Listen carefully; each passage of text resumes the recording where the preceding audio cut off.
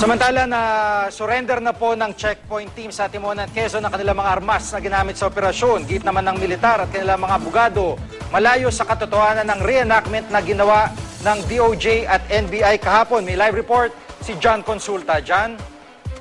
Jiggy, pasado alas 3 ng hapon nang dumating sa tanggapan ng NBI ang ilan sa mga sundalong kasama sa Timonan encounter. Bit-bit ang mga baril na nagamit umano sa insidente.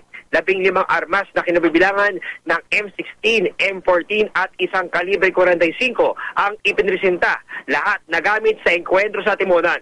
15 sundalo lang kasi sa 25 ang naroon daw sa ikalawang checkpoint nang maganap umano ang engkwentro. Ang PBR daw na isa ay gamit pa ni Colonel Monico Abang na kinumbirmang kasama siya sa mga taong nag-abang sa ikalawang checkpoint. Inamin ni Colonel Abang Jiggy na nagamit niya ang kanyang baril pero di raw direkta sa mga sakay ng SUV. Ayon kay Colonel Abang at kanilang abogado na si Attorney Crisanto Buela, malayo raw sa katotohanan ang isinagawang reenactment ng DOJ at NBI kahapon.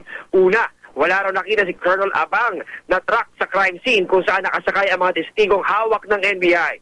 Ikalawa, nakalagay na raw ang mga signage at di mabilisang inilagay lang tulad ng nangyari sa reenactment kahapon. At ikatlo, totoong iniharang daw ang military jeep sa daan dahil baka magtangka raw tumakas ang dalawang SUV. Kitang-kita rin daw ni Colonel Abang nang tamaan ng bala habang hinihila si Police Superintendent Hansel Marantan matapos daw itong bumagsak. Si Marantan naman isinuko na ang armas niya sa NBI kanina. Git-gigi ng kampo ng mga sundalo, legitimong operasyon ang nangyari at mismong si Superintendent Marantan daw ang nagbigay ng briefing kung saan nabanggit na armado ang kanilang mga target.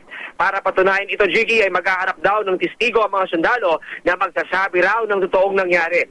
Di rin napigilan pa sa ringan ang pagpunta raw ni General Secretary Laila de Lima sa reenactment at pagbibigay na agad ng opinyon sa nangyari gayong di pa tapos ang investigasyon. Ayon kay Attorney Adani Lalusis naman ng NBI Death Investigation Division o DID, malaki ang papel na gagampanan ng pag-usuring gagawin sa mga isinumiting baril habang umuusad ang ballistic examination sa mga isinumiting baril.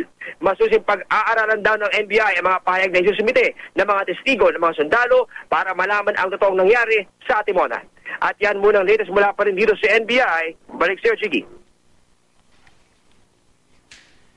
Maraming salamat, John Consulta.